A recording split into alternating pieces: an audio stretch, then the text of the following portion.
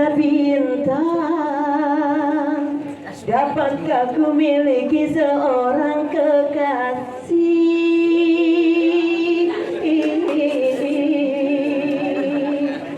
Dunia akhirat.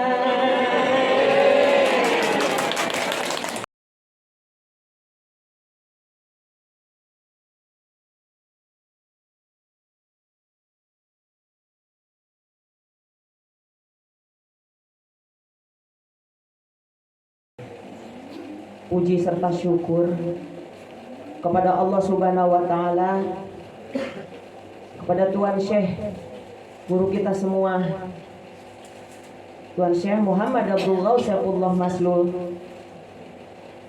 yang mengangkat kita, membersamakan kita semua hingga detik ini kita masih tetap bernyawa.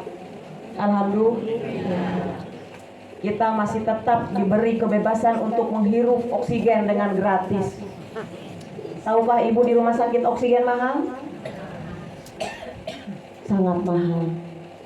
Oleh karena itu, hadir di tempat manaqib Raudhah Al-Mudawwamah ini adalah sebagai bentuk rasa syukur kita kepada Allah. Oleh karena itu, kita sikapi rasa syukur ini adalah dengan bahagia dan istiqomah. Karena syukur ini adalah masalah sikap. Masalah sikap. Bagaimana sikap kita terhadap rasa syukur itu harus dijalani dengan 3 hal. Harus selaras antara lisan, perbuatan, juga dengan hati. Kita syukuri karena ketiga-tiganya dapat kita jalankan secara sempurna. Ada rasanya ketika kita dapatkan bahagia, kita ucap rasa syukur dengan lisan mengucap Alhamdulillah. Kalau kita memperoleh musibah, kita mengucap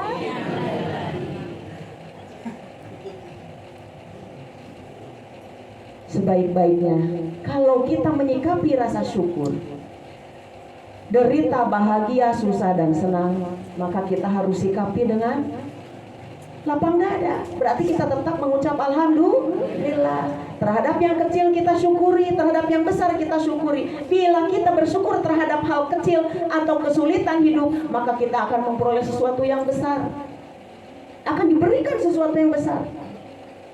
La in syakartum la azidannakum wa la in kafartum inna azabi lasyadid. Itu firman Allah dalam Quran surat Ibrahim, ya. Barang siapa yang bersyukur kepada Allah, maka Allah akan tambahkan nikmatnya. Barang siapa yang tidak bersyukur atau yang kufur terhadap Allah, maka Allah akan memberikan azab. Mau dikasih azab? Mau. Berarti ibu dengar. Gak mau. Dan yang sebenar-benarnya, sikap kita terhadap rasa syukur ini bukan karena kita pengen dapat limpahan rizki yang besar dari Allah. Sikap kita terhadap rasa syukur ini bukan karena kita takut diazab oleh Allah. Sikap kita terhadap rasa syukur ini semata-mata karena kita ingin memperoleh ridho Allah. Sebagai bentuk terima kasih kepada Allah, kita sebagai hamba Allah benar-benar menghambakan diri kepada Allah, sehingga segala nikmat dan karunia dari Allah Jalaliyah, Jamaliyah patut kita syukuri, dan kita taat terhadap segala perintahnya, menghambakan diri kepada Allah dengan penuh rasa cinta. Hadir di tempat manaqib ini adalah pengajian yang orang-orangnya telah memperoleh ridho Allah. Begitu kata pengarsa Syekh Mursyid. Bukan orang-orang yang masih berharap, yang masih menghibah, yang masih meratap ridho Allah. Kita sudah memperoleh ridho Allah. Alhamdulillah. Ya.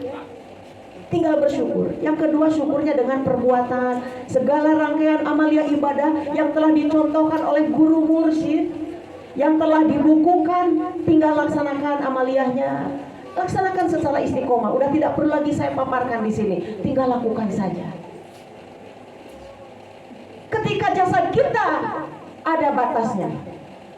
Seorang profesor mengasah ilmu sedemikian luas, sedemikian tinggi ilmunya. Ada saatnya ketika seorang profesor mengalami masalah kesehatan sehingga tidak ingat terhadap siapa-siapa mengalami masalah kesehatan, misalkan stroke. Apakah dia ingat terhadap semua ilmu yang dia gali, yang dia hafal, yang dia tahu? Lupa. Bahkan mungkin pasangan hidupnya lupa, bahkan lupa siapa dirinya. Sementara wa ma khalaqtul jinna wal insa illa liya'budun, bahwa kita diciptakan oleh Allah Subhanahu wa taala ini adalah untuk ibadah. Berarti dari mulai kita lahir sampai kita dewasa, sampai kita mau mati, itu adalah kesempatan hidup kita untuk selalu ibadah kepada Allah. Tidak boleh menyisakan sedikit pun, satu detik pun untuk tidak ibadah kepada Allah. Oleh karena itu kita bersyukur ketemu dengan mursyid. Akhirnya kita dapat bertemu dengan mursyid ketemu dengan, dikenalkan dengan la ilaha illallah. La ilaha illallah yang bukan hanya diucap di lisan, tetapi juga la ilaha illallah yang ditanamkan di dalam hati, yang dipatenkan di dalam kolbu, tidak bisa dilepas lagi. Itu ada di dalam hati kita. Setiap detik, setiap saat, dalam segala aktivitas kita ingat terhubung kepada Allah. Itu yang sekarang hidup di dalam kolbu itu. Kita makan, kita minum, kita tidur, kita mandi, ibadah berjalan terus karena kita punya modal yang ada di dalam kolbu kita, yaitu zikir khafi. Ibu, alhamdulillah. Itu puncak dari rasa syukur kepada Allah adalah zikrullah. Ya. Yusabbitullahu alladhina amanu bil qawli tsabiti bil hayati dunya wa fil akhirah. Modal itu yang sudah ditanamkan di dalam kolbu kita semua, ya. Dina hate kuring anjeun cicing. Iki wong Jawa apa orang Sunda? Jawa asli. Biar tahu bahwa ini adalah lagu Sunda. Ini amanat dari Abah, nyanyikan untuk Iwan. Jadi walaupun Jawa juga harus belajar, ya. Biar cinta sama orang Sunda. Dina hate kuring anjeun cicing, dina hate anjeun kuring cicing, bener-bener henteu bisa ngejat, dibengket ku tali nurian, sanajan loba nu daratang. Setan eta teh daratang teh bating kuriling neangan lawang, keliling-keliling nyari pintu, ingin masuk ke dalam hati, mengganggu kita, ya, ke depan, ke belakang, ke kanan, ke kiri. Bating kaletrok neangan pantuh hate, ketok-ketok ke dalam pintu hati kita, tapi ku urang teu dipalire. Tapi sama kita tidak dipedulikan. Karena kata Syekh Mursyid, setan itu bukan untuk dibenci, karena setan itu adalah makhluk ciptaan Allah. Harus diapain? Dikendalikan segala godaannya. Dikendalikan dengan apa? Dengan la ilaha illallah. Karena hanya dengan la ilaha illallah setan itu takut. Ya, jadi tadi apa? Selaraskan rasa syukur kita dengan lisan, dengan perbuatan, dengan hati, ya. Lisan, perbuatan, hati. Lisan, perbuatan, hati. Nah, laksanakan ketiga-tiganya secara istiqomah. Istiqomah itu apa? Istiqomah itu melaksanakan segala rangkaian, tidak berhenti terus aja di garis yang itu. Dalam rangka untuk apa istiqomah teh? Untuk guru apa? Untuk Allah? Untuk diri. Bapak Haji Muhammad istiqomah melaksanakan manakibat. Itu bukan untuk siapa-siapa, untuk dirinya. Dan kita bersyukur. Sebagai orang yang bersyukur kepada Allah, maka kita bersyukur kepada orang yang membawa wasilah nikmat tersebut. Nikmat apa? Bisa nikmat beribadah di sini. Oleh karena itu berterima kasih kepada Bapak Haji Muhammad, menyediakan fasilitas, ya. Kita dapat tenang, senang, damai, ringan, bahagia duduk bareng-bareng di sini. Ini semua saudara. Ini semua saudara, bukan orang lain, Bu. Bukan. Oleh karena itu wajib ini kenal satu sama lain supaya tumbuh cinta. Karena kebersamaan ruh ini kita ini nanti akan terus sampai di kehidupan langgeng. Bukan hanya di sini aja di Cirebon, bukan. Bahagia kita, Bu. Bahagia itu lahir karena syukur. Begitu, itu harus dilatih terus istiqomah itu. Salah satu keutamaan istiqomah apa coba? Untuk menggapai, untuk memperoleh pertolongan Allah. Bukan untuk orang lain, untuk kita. Karena kita ketika kita menjalankan amalia secara istiqomah, itu sama dengan membangun magnet. Menciptakan magnet buat diri kita. Magnet apa? Supaya memperoleh segala kemudahan dari alam semesta ini. Karena kita mendekat kepada pemilik magnet. Ya, mendekat kepada Syekh Mursyid, mendekat kepada Allah, kepada Rasulullah. Itu magnet semua. Ibu mau apa? Ketika kita bersama-sama dengan Allah, apa yang kita inginkan, apa yang kita butuhkan, semua kita bisa peroleh. Tidak ada sesuatu yang tidak mungkin, karena Allah itu menatap kita. Meski tak terucap, Allah tahu yang ada di dalam kolbu kita. Ya. Jadi laksanakan dengan istiqomah itu dalam rangka sedang menggapai apa? Pertolongan Allah. Seluruh rangkaian ibadah yang telah dicontohkan oleh guru, laksanakan. Laksanakan dalam keadaan lapang dan sempit. Apa katanya, Bu? Laksanakan dalam keadaan lapang dan sempit. Enggak karena kita lagi dalam kesusahan kita rajin ibadah. Lagi senang-senang kita lupa ibadah. Jangan. Ya. Karena kalau kita melaksanakan amalia secara istiqomah dalam keadaan lapang, dalam keadaan sempit, dalam keadaan bahagia, dalam keadaan derita, maka Allah akan memberikan keberkahan atas kesenangan itu, dan Allah akan memberikan pertolongan atas kesulitan-kesulitan kita. Oleh karena itu ada hadis, ya, ada sebuah hadis yang mengatakan begini, sabda Rasulullah, kenalilah Allah, kenalilah Allah dalam keadaan lapang, maka Allah akan mengenalimu dalam keadaan susah. Apa katanya, Bu? Kenalilah Allah dalam keadaan lapang, maka Allah akan mengenalimu dalam keadaan susah. Sok diulang, apa katanya, Mas?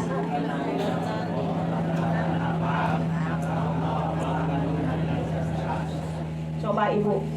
Kenalilah Allah dalam keadaan lapang, maka yang kompak diulang. Kenalilah Allah dalam keadaan lapang, maka Allah akan mengenalimu dalam keadaan hadis itu, Bu. Itu bukan main-main. Berarti kita sedang menempuh sebuah perjalanan untuk kemudahan diri kita sendiri. Ketika kita mengenali Allah, makrifat kepada Allah, dengan selalu berzikir kepada Allah, ya, zikir yang tiada batas waktu, dalam keadaan susah dan senang, kita laksanakan zikir itu, maka saat kapan kita memperoleh kesusahan, Allah pasti akan menolong kita, Bu. Tinggal kita bangun keyakinan. Sebesar apa keyakinan itu? Ya. Sebesar apa keyakinan kepada guru kita akan menolong kita, mengangkat doa-doa kita kepada Allah. Mengapa doa kita kok belum dikabul-kabul aja? Karena kita banyak dosa, banyak harta. Ada yang mengaku tidak punya dosa? Ada yang mengaku tidak punya dosa? Udah marah-marahin orang, ngerasa orang lain yang salah aja. Ada?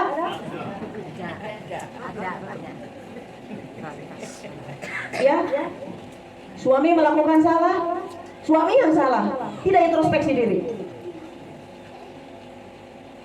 Ya, istri melakukan salah, istri yang disalahkan, tidak introspeksi diri suami. Rumah tangga dalam keadaan susah dan senang tetap harus bersyukur. Ya, suami mau melakukan seperti apa, berlaku salah seperti apa, tetap istri harus bersabar, perbanyak istighfar, perbanyak sholawat, perbanyak zikir. Sikap orang-orang yang bersyukur itu tidak gelisah, tidak marah-marah, tidak protes, tidak banyak ribut, tidak kesal. Dirinya tenang aja. Orang yang bersyukur begitu. Kenapa bisa tenang itu? Karena lahir dari la ilaha ilaha illallah. Bayangkan kalau kita tidak mengenal Allah. Bayangkan kalau kalbu kita tidak ada Allah di dalamnya. Bayangkan kalau lisan kita tidak pernah menyebut la ilaha illallah. Apa yang terjadi? Stres Bu terhadap segala masalah. Aduh pusing emang, aduh pusing. Pusing 7 keliling. Rumah tangga laka senenge sampai adik mapokai. Tahu nggak lagu itu? Ulang lagi kalau tahu.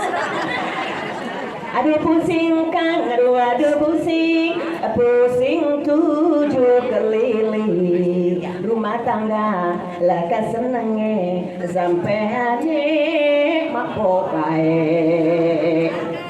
Mau janda?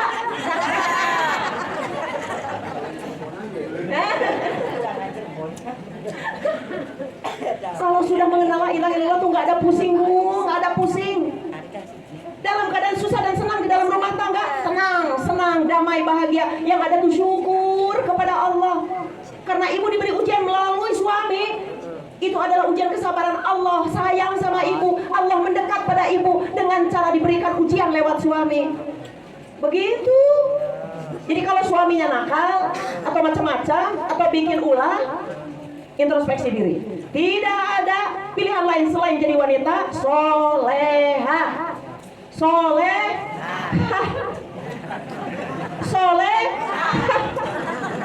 Hahnya jangan sambil marah. Tidak ada pilihan lain selain menjadi wanita soleha.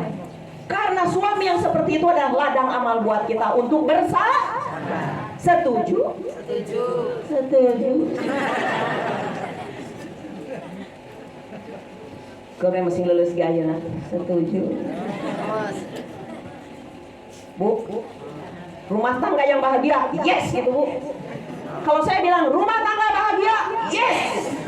Sekali lagi, rumah tangga bahagia, yes. Mana tangannya? Siap-siap begini semua. Gini semua. Begini semua. Yang cowok, yang laki-laki, dua-duanya gini. Ayo, angkat tangannya. Angkat tangannya. Biar jadi doa, biar bahagia. Yang belum mengangkat tangannya. Rumah tangga bahagia? Yes. Sekali lagi. Rumah tangga bahagia? Yes. Keren. Alhamdulillah. Al-harokah barokah. Gerakan adalah melahirkan berkah, melahirkan kebaikan. Motion create emotion. Begitu kata seorang pakar yang ada di luar sana, di Amerika. Apa katanya? Motion create emotion. Apa artinya? Gerakan melahirkan kebaikan untuk rasa kita. Jadi kalau kita lagi loyo, setuju. Enggak apa-apa. Lagi lemas, kurang gairah, langsung berdiri. Rumah tangga bahagia, yes. Sekali lagi, rumah tangga bahagia, yes.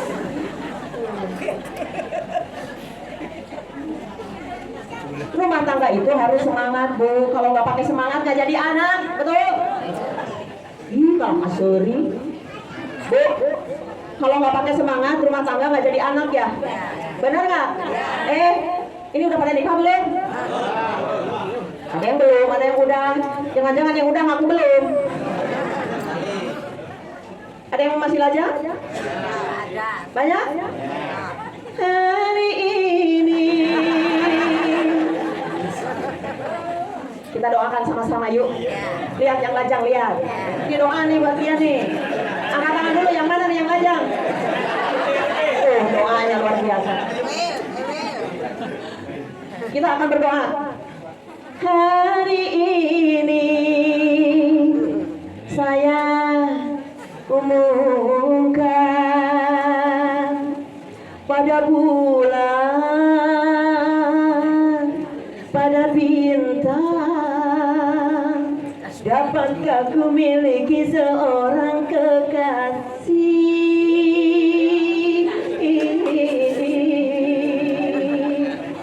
dunia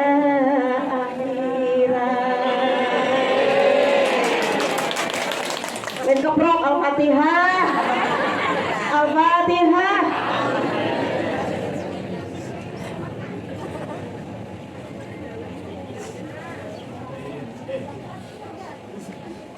Mas, jangan protes. Nah, hasilnya si Teh Ica mengaduh tuh pakai nyanyi. Ini bukan sembarang nyanyi ini. Ya, berdoanya kepada Allah melewati wasilah Tuan Syekh Mursyid kita. Siapakah? Matahari adalah panggilan untuk Tuan Syekh Abah Sepuh Syekh Abdullah Mubarak bin Nur Muhammad. Bulan panggilan untuk Tuan Syekh Abah siapa namanya? Tuan Syekh Ahmad Sohibul Wafa Tajur. Harus hafal, ini silsilah wajib hafal ini. Gak akan sampai ke sini kalau kita nggak hafal. Bintang adalah panggilan untuk Tuan Syekh Abah siapa namanya? Syekh Muhammad Abdul Ghawad Saifullah Maslul. Ya, ada garis silsilah ke atas. Tuan Syekh Mursyid Syekh Tolha Kalisapu Cirebon. Di sini hadir cucunya, mana ibu? Mana ibu? Bu Hajah Nunung. Bu Hajah Nunung, berdiri Bu biar kenal semua. Berdiri Bu, Ibu Hajah Nunung. Beliau adalah cucu dari Syekh Tolha. Alhamdulillah Ibu, terima kasih kita dapat bertemu dengan Ibu. Terima kasih. Semoga kita semua ke bawah solehnya Bu, sama Ibu. Kecipratan berkah solehnya kita semua ya. Jadi begitu. Mengapa doa kita masih terhijab? Kita banyak kotornya Bu. Kita banyak dosa. Oleh karena itu, orang-orang yang merasa dirinya banyak dosa sudah dibimbing oleh Syekh Mursyid kita sebelum tidur laksanakan amaliyah ibadah. Apa? Sholat malam. Sebelum tidur tuh sholat malam dulu Bu. Sudah diamalkan? Belum. Gak apa-apa belum. Daripada ngaku sudah tapi tidak. Jujur lebih baik. Mengapa Tuan Syekh Mursyid menyarankan, memberi perintah, menganjurkan agar melaksanakan sholat malam sebelum tidur? Supaya apa coba? Bisi teu udang deui. Do you understand? Bisi teu udang deui? Apa bahasa Jawanya? Takut nggak bangun lagi? Opo Jawane? Beli tangi maning. Jadi harus sholat dulu. Syukur wudu, taubat, tahajud, tasbih, witir. Menurut ilmu kesehatan, mungkin ini lebih mudah diserap oleh Ibu. Mengapa Syekh Mursyid itu menganjurkan untuk kita laksanakan sholat sebelum tidur? Karena di dalam sholat taubat kita adalah permohonan taubat. Pada saat hajat kita memohon ampun kepada Allah Subhanahu Wa Taala. Setelah kita laksanakan 2 rakaat sholat hajat, kita sujud di situ menjerit mohon ampun atas dosa-dosa kita, dosa kedua orang tua kita, pasangan kita, anak-anak kita. Baru kita bersyukur atas segala nikmat dan karunia yang Allah berikan kepada kita semua. Nikmat iman, Islam, ihsan. Nikmat berada di bawah bimbingan Tuan Syekh Mursyid. Nikmat cinta, nikmat bahagia, nikmat sehat, panjang umur, nikmat selamat, nikmat duit, nikmat rizki, nikmat segala nikmat. Lalu kita menjerit atas hajat kita apa? Lalu kita berwasilah kepada ahli silsilah. Ya, sambil berjalan 11 langkah menghadap ke sudut sejadah. Melangkah 11 langkah. Baru kita berada di situ. Ya, memanjatkan, berwasilah kepada Tuan Syekh Mursyid yang masih hidup. Beliau lah yang akan mengangkat doa-doa kita. Nih, menurut ilmu kesehatan, tanda-tanda orang yang bersyukur, kalau mau tidur dia melakukan permohonan maaf lebih dulu. Kemudian kedua, bersyukur atas segala nikmat. Ketiga, memanjatkan attraction terhadap alam semesta ini. Law of attraction, do you understand Bu? No, law of attraction itu adalah hukum tarik menarik terhadap semesta ini. Kita menarik seluruh alam semesta ini adalah supaya bekerja sama dengan apa yang kita pikirkan. Ya, itu bahasa ilmu kesehatan Bu. Supaya apa? Tidur dalam keadaan tidak membawa beban, tidak membawa penyakit, tidak membawa marah, tidak membawa dendam, tidak membawa iri, tidak membawa dengki, tidak membawa sombong. Bangun tidur badan ringan, gak ada penyakit. Jadi kalau bangun tidur badan kita suka terasa pegel, itu sakit ini, coba ingat-ingat di dalam otak kita sebelum tidur bawa apa? Pikiran-pikiran kotor. Yang pertama harus dilakukan permohonan maaf kepada siapa? Suami. Suami kepada siapa? Istri. Aku mainnya pemajikan batur. Ya, mohon maaf kepada yang terdekat. Siapa? Pasangan kita. Papa, Bebe, Yayang. Maafkan Mama. atas segala dosa-dosa mama. Mungkin hari ini mama telah melukai papa, menyinggung papa, merendahkan papa yang tidak mama sadari. Maafkan mama. Barangkali mama tidak bangun lagi. Keren, suka dilakukan? Tidak. Mulai hari ini laksanakan. Acan kewe.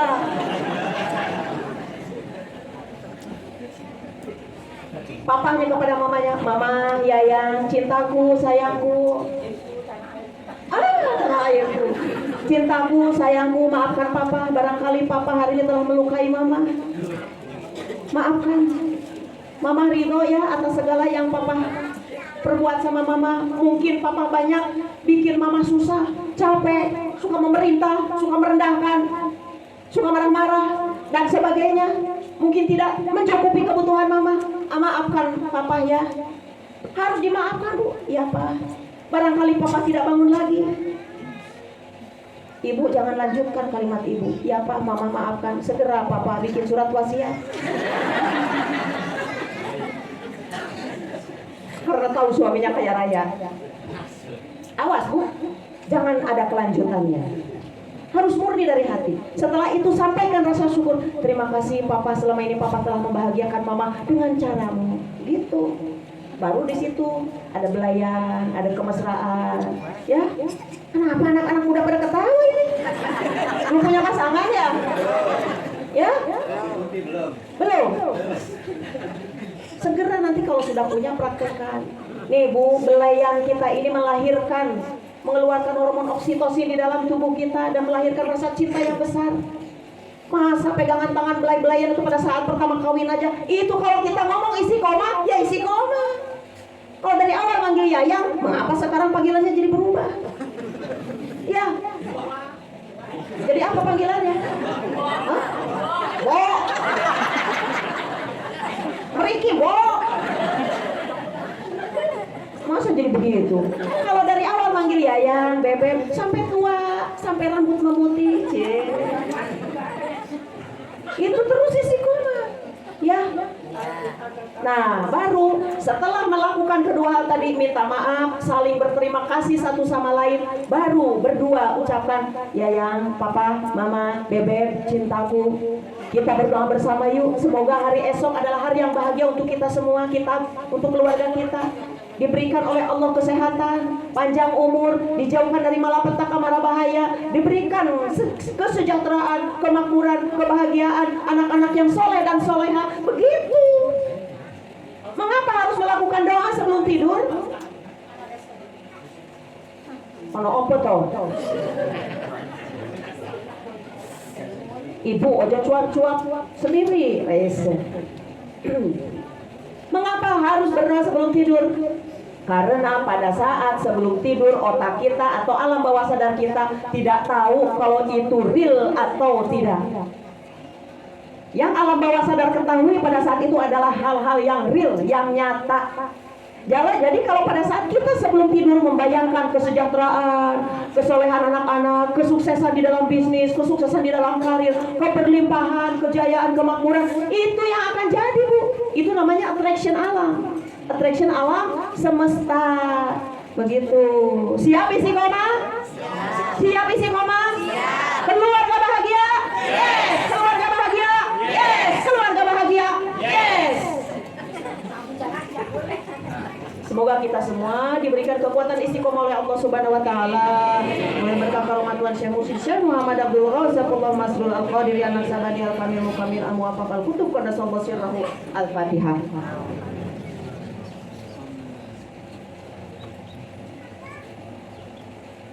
Assalamualaikum warahmatullahi wabarakatuh.